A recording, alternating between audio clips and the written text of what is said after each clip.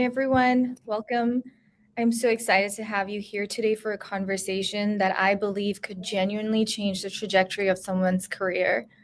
Let me start with a few numbers that tell a very powerful story.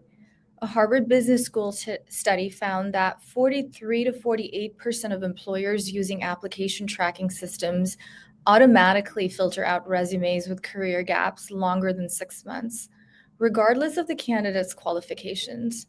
Women who take career breaks and return to work are 3 times more likely to be placed into a lower paid or lower responsibility role than those who didn't take a break. Only 40% women who have taken a career break return to full-time jobs. Yet, here is the flip side. Over 80% of professionals who complete a structured return to work program successfully transition into full-time roles. And over 30% of Fortune 50 companies now have formal returnship programs. So the tide is turning. The bias is real, but so is the momentum. And that's exactly why this conversation matters. Today, I have the incredible privilege of speaking with Sina Ganesh, who is the CTO at Staples. Sina has a front row seat to how technology, leadership, and talent intersect. And she brings a unique perspective on what it takes for women to not just return to work, but to return with power. Sina, welcome. Thank you, Neha. Thank you for the introduction. Hi, everyone. I'm Sina Ganesh. Currently, I work for Staples as Chief of Digital Technology Platforms. And I started as an engineer by profession, and I grew in the career ladder as a technologist. And currently in this role, I'm responsible for all the customer experiences that would interact with Staples and the technology that powers it. And my journey, I want to introduce myself with a story. My journey has not been without career gaps. First time when I moved to US, I was very hopeful for getting a job in the Silicon Valley, and had left my job and then came to the Valley, hoping to make a good career. And I had to wait for 5 months before I can get back onto work. And in another instance, I wanted to go and work for startup companies. A couple of startups that I have joined closed doors, lost funding, and then I was back in the market. So it is a story of resilience, courage, and believing in yourself that will create new paths and new directions for you. So with that, I'm very happy to be here and help you in whatever way I can. Thanks, Sina. Love that story. Thank you for, going into it. And I guess that's what has drawn you to this topic, your own journey that you've witnessed as a technology leader, shapes how you think about career breaks. In terms of the mindset shift, many women returning to work struggle with confidence, feeling like their skills are outdated, or doubting whether they still belong in the workplace. What mindset shifts have you seen help women transform, this imposter syndrome, self-doubt into strength? I would say you should always think about your own value proposition, the unique value that you can bring into a workplace, and never second guess yourself. Second, doubt about your own capabilities. You are your own person, and you have unique values. You have your experience to bring to the table. The moment you start second guessing that, your confidence will go low, and it'll become a downward spiral. So always, I would say, nobody is perfect. I also come to work every day, and I have many things that I need to learn to become perfect. But I get up every day with the confidence that I have a unique value proposition I can bring to the table, and that's how I'm going to get better. I would say when you are thinking about making a career shift or getting back to workforce, it's a journey of patience. So at every moment, I would say that you should believe in yourself, look at what is the unique value you can bring, and then prepare to get that dream job that you're aiming for. Yeah, that's very powerful. communicating your value proposition. I think a lot of people watching are going to feel seen by that. So follow up to that, Sina, any moment where you've witnessed a woman's confidence visibly shift? Some story that I can tell from my own career, right? When I came to the US the first time and I was looking for a job, I had left engineering leadership, like a lead developer job. And the job that was available at that time, I took it. And though that was not the job that I wanted, I kept on preparing for my ideal job. And I gained confidence to go and interview for that. And when I interviewed, I hadn't had much experience in the new programming language or new environment that I am interviewing for. But I was able to show confidence that I can come and learn and deliver to the expectations. And I was 9 months pregnant at that time when I interviewed for that job. And I think I could convince them that I am a good asset for the company, and they let me go back, deliver the baby, and come back and join after 6 months of post-delivery time period. So a lot of it is like make believe and fake it until you make it. So that way you have to position yourself in that specific job that you want, whether you have 100% experience or 40% of the qualification. You have to believe that you can do it. When you believe it and you step into it, you will start communicating confidence. And then that's how people will reflect and say, wow, this person is somebody we need for this organization. So it's all about believing it yourself. Do everything that you can. Prepare every day. Have a plan every month to where you want to be. That's so you will see yourself transforming in that journey. Yeah, I mean, this is a great segue to my next question, which is about translating life experience into professional value. Career breaks often involve intense learning, managing households, caregiving, building resilience, and also constant problem solving. How can women effectively translate these experiences into professional strengths that would resonate with a hiring manager? How to reframe the career break as a strength rather than a weakness? Yeah, so career breaks happen for several reasons, right? Sometimes it's within your control, sometimes it's not within your control. So I would say that whatever has happened, you have to move on. And you need to think about how, when you're taking a career break or you have a plan to get back to workforce, how are you using that time to enrich yourself or rediscover yourself? Right? For example, you're taking a career break to take care of someone or a baby or elderly, whatever it is. There are times in that period where you can go for courses or prepare yourself for your next chapter. And when you go ready to go back, say after 6 months, you go back and interview for a job, tell a story, what you have learned or what you have discovered about yourself. For example, most of the time when we are in these career breaks, during my career break, I was pretty much managing the entire finances for my household, how much you can spend and those kind of things, right? So when I go back to a profession, I can talk about those stories, right? How I have become a better finance manager during that time frame. So it's all about how do you package yourself and show that, hey, I didn't stop learning. Even though I took a break, I made use of my time.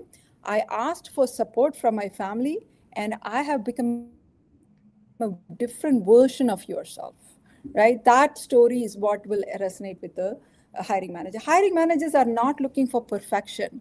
They want somebody to come with certain basic understanding, have a good attitude, and learn to make it perfect. So you have a lot to package as part of your story when you go back to the workforce. So if you were sitting across from a woman in an interview and she said, I've been out for 5 years, what would you like to hear? Excitement, right? I've been out for 5 years, whatever reasons that is, and how you manage that decision. There is a decision-making process in taking career breaks itself, right? So how did you make that decision? That shows, okay, you can make decisions based on data points or whatever. So that would resonate very well with me that, hey, career break happens for whatever situation, but this person has a very good way to make decisions and stick with it and plan for it. And this person can take, uh, when things go wrong or chaotic or whatever, this person has the courage to build from it. That resonates with me very well. Yeah, yeah. I mean, through our Make Tech Purple cohorts and that experience, I've seen firsthand where women who've managed entire households and navigated through complex situations, built communities, they still struggle to call themselves leaders. So yeah, I mean, your point about excitement and believing in yourself, I mean, those are definitely great, great points. Moving on to navigating skill gaps in a rapidly evolving tech landscape. As you know, things are changing ever so quickly. For women who took a break for 2 to 10 years, what's the most practical way to rebuild confidence in their technical or domain skills? Are there, any specific learning paths or strategies you'd recommend?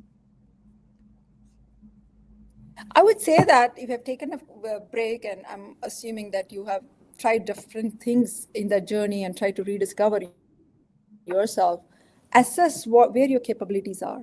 How can you kind of put together your value proposition, like Neha and I mentioned earlier, and see what would it require. For example, in the 10 years, you might have thought about being an entrepreneur or going to marketing from technology. So whatever that is, that's your plan. Like that, I want to be in that job, and then think what are the skills required to get there. And there are so many on-site free courses available, right? If you are in technology, cloud, whatever, Google provides a lot of free courses. Amazon provides, Microsoft. So it's all there on the web, so you can find out and enroll. Coursera, edX, those are other sources that you can go to. And another one is basically, it depends on the situation.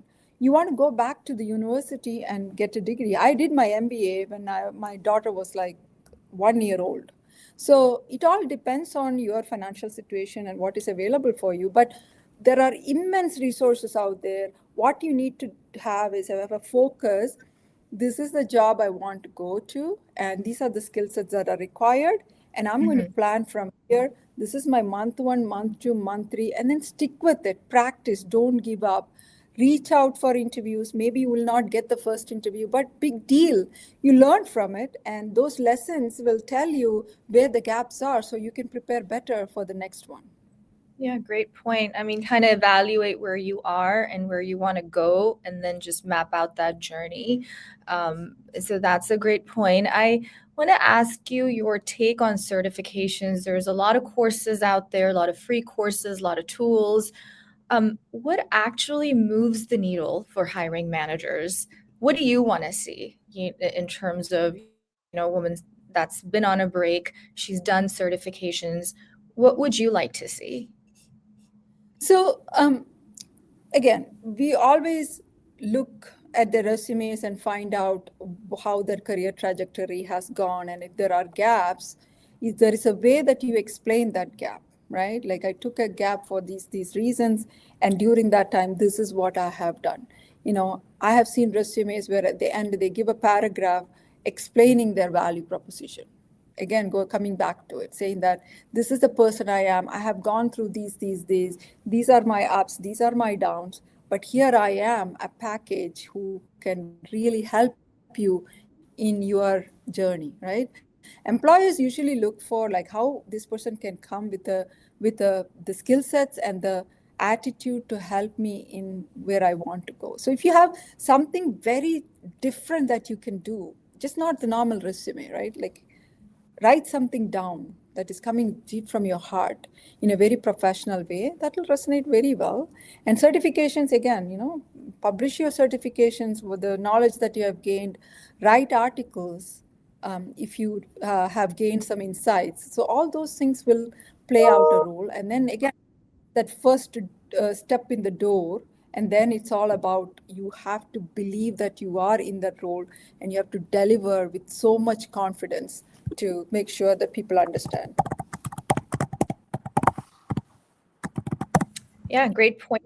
Also, today with AI, emerging, it's actually a good opportunity. It's encouraging to because everyone's learning AI. So women returning are on more of an equal footing than they realize. Yeah, I just wanted to And, make and that Neha, quick. one thing I would add is AI is there everywhere, right? Whatever job you go, it's not just technical jobs, right? So AI is definitely a different viewpoint that will be very impressive for the hiring managers to see in your resumes. Again, depends on the job, but I think whatever job you're going back to, it's AI is a very good measure to add, which will show that you have your curious nature and you're trying to learn and you've tried something, vibe coding, whatever, right? So that would be very helpful too. Good, great point. Absolutely.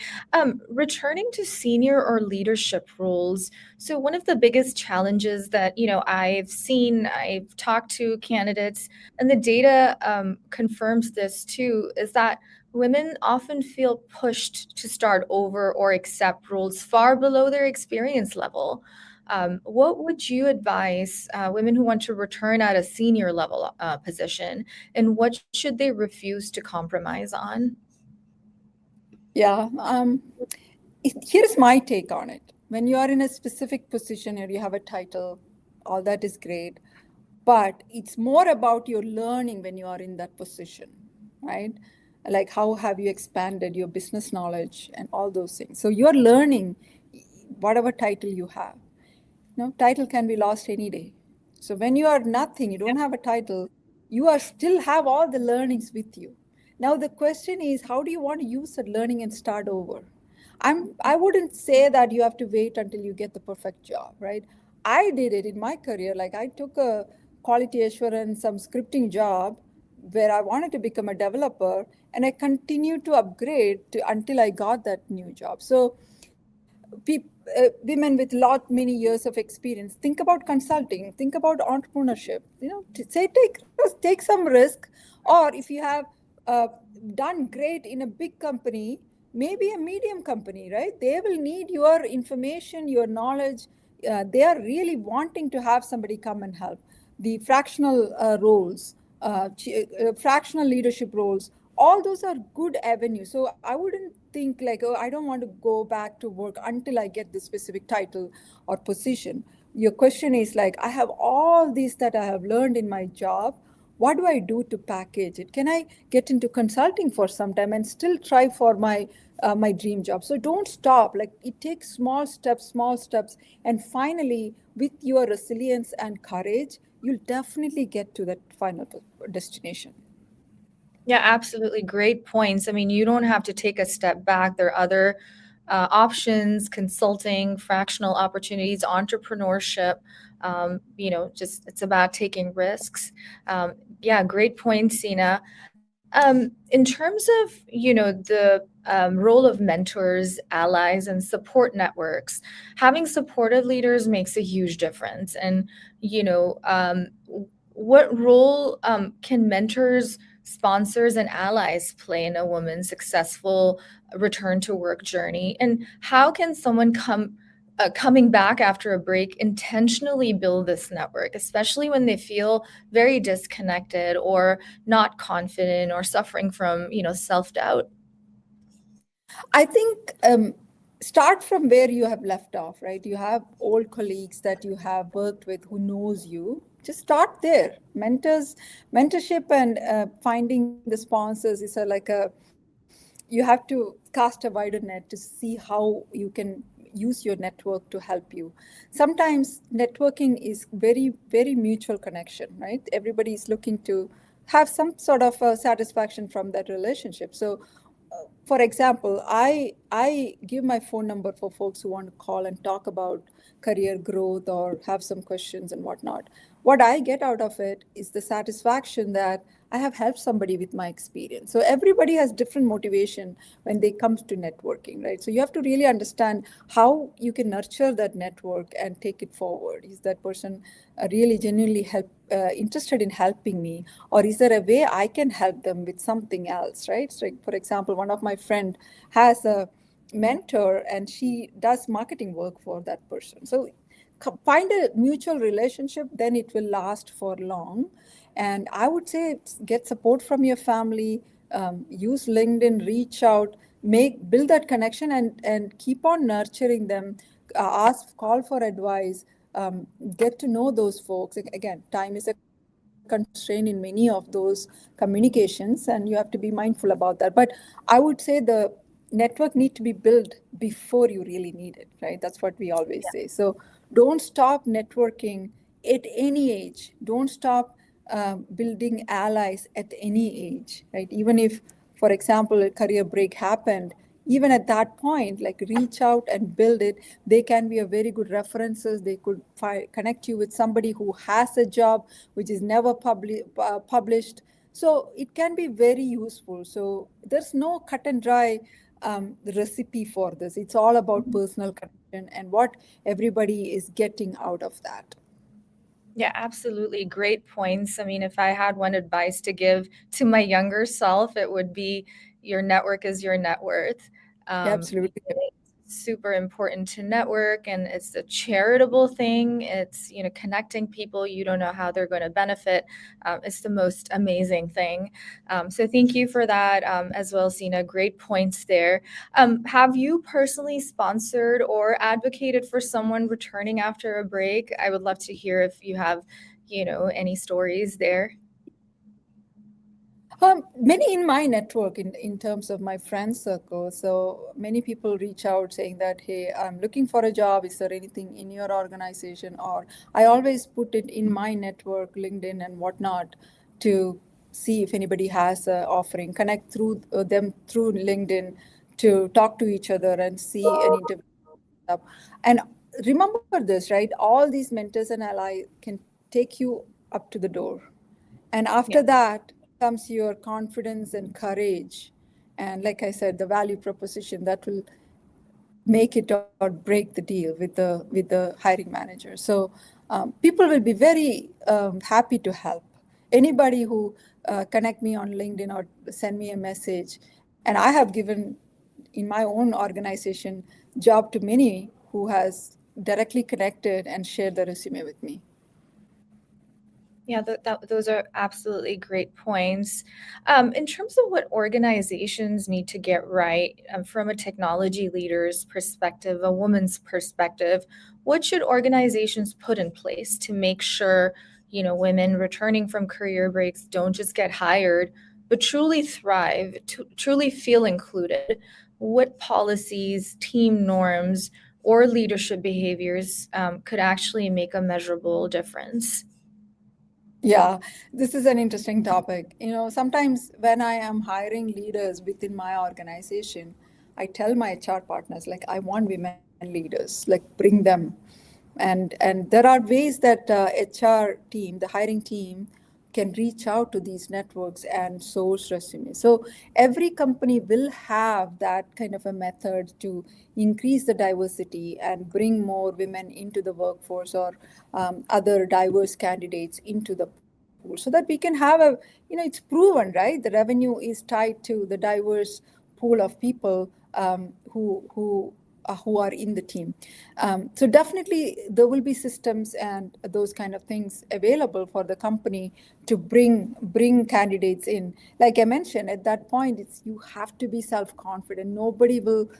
I want to be very open and clear here. Nobody will do any favor at that point. At that time, it's about your story, your courage, attitude that will give you the job, right? Once you get the job, why are you not confident, right? Like, bring your confidence that I can do it.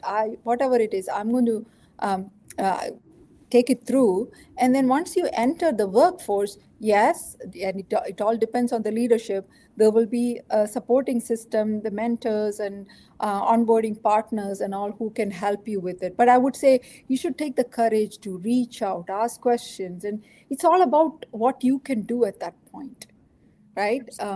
Every company goes through performance reviews and all those things, and you have to be equal to everybody, right? So you got to really build at that point, use your confidence and risk-taking mentality to go start building it at that point. And don't wait for anybody to do anything for you, right?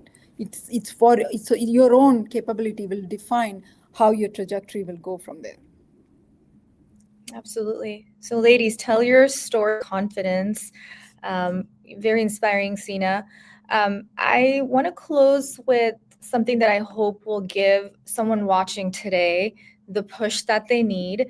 If it's a woman at home right now, maybe 6 months or 2 years into a break, feeling stuck, not sure where to start, what is that one thing you would tell her to do this week?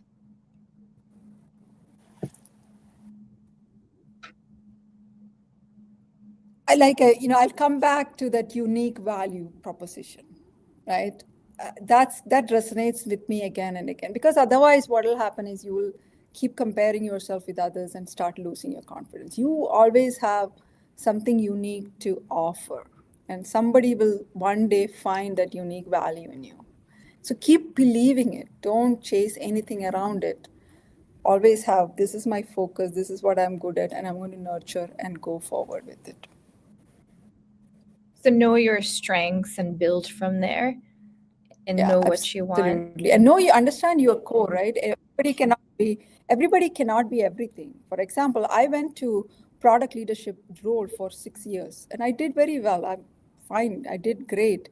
At that moment, I thought about what is my core, and my core is building stuff, being in engineering leader is my core, and I came back to that. So everybody has a core. We can all find out stuff, but at the end, it'll all come to that unique value you can bring. Absolutely. I know we're a little bit over time, Sina. We started a little bit late. We have about 8 questions from the audience. I do want to take a few questions from the audience here. Yeah, sure. Should I read it out loud? Yeah. Our company is really open to career breaks, or do candidates still have to work twice as hard to prove themselves? Great question. What needs to change for that to shift? I don't think there's anything like working twice as hard. Everybody works at the same level of what is really required for the job to get done. And I get resumes with career breaks. I don't care. I always interview and understand what they can bring to the table. Because today's world, losing a job is very common, right? Every companies lay off. A lot of stuff is happening in the market. So we can't just look at career breaks as a negative. So last week also I had interviews where folks had breaks and they're coming back. And I don't think you have to work twice as hard. I think it's, for me, I mean, I work a lot, but it's like something that I'm very passionate about, and I'm there for my team. Then they call, I pick up the phone. So it's kind of working hard is kind of, you have to make it part of your life, something that you enjoy. If you don't enjoy, just go do something else, right? Some people struggle to work in as an employee when they really want to be an entrepreneur. If that's what you want, go do that. And that is also not without struggle. You have to really work hard. So for me, it's like, it's not working hard. It's like, what is your commitment to get things done, and how you yourself is getting energized through that journey. Great answer. Thank you. We can take a few more questions. Okay, Anuj has a question. Any good networking events that are high impact that you would recommend? He personally knows Grace Hop is fantastic. Are there any others? Yeah, I think it would depends on your level and what kind of a person you are and what kind of market you are in. And I think there are so many meetup websites where people will say, "Hey, we are talking about AI this week. Come join us." So there are so many such websites available where people are meeting up and creating the network group, so you can join and participate. And depends on the kind of job that you do or at a level you are in, you'll get different offers or different invitations, I should say, invitations to go and participating in network. So I would say just look out. LinkedIn also is a great resource to look for such events and go do it. I have done Grace Hopper. I was a speaker there one time, and I wouldn't limit just at Grace Hopper. Nowadays I go and present at other venues as well. So just be open, get out of your comfort zone. Right, speaking and networking is a little bit I'm not very good at, or you have that confidence problem. I would say just take it out, go there. What is there to lose, right? If you take that attitude, the doors will just open. Sometimes it may be useful, sometimes it may not be, but that's okay. Big deal. Next time it'll be better. Yeah, it's getting out of the comfort zone. Thank you, Sina. If we're not or haven't gotten to your question, please go ahead and send the questions, and Sina would be more than happy to go over it. Do we have time for one more, Sina? One more question? Yeah, sure. Okay. When we talk about reframing the story of a career break, what does that really look like in practice? What specific actions make employers see it as growth instead of a gap? It's a great question. I would say, like I said, right, when you're going back after a career break, you are telling a story, right? I had a career break, and I'm just taking as an example, like I lost my job, I took a career break, and during that career break, I wanted to become a business person. So I ventured out 3 ideas, and I tried these two. Whatever happened, maybe it went well or not went well, right? When you tell that story, the person is listening to understand what is your personality there, right? In that specific example, you are talking about your personality to take risks. That's a good story to tell. It doesn't matter whether you be successful as a business person during that career break. So whatever you have, I'm sure you would have done 100 things in that career break, because I have gone through it and I have done many during that time. So think about how do you frame a story of risk taking, courage, attitude, people connection, whatever you can tell. See like 3 or 4 attributes that are good for that specific job you are looking for, and see how you can frame your story around that, so the hiring manager clearly gets it that, hey, oh, this person has those attributes, that's the one I need. So it's a lot of being open and discussing it in a way that showing your the courage, the skills you developed, all that.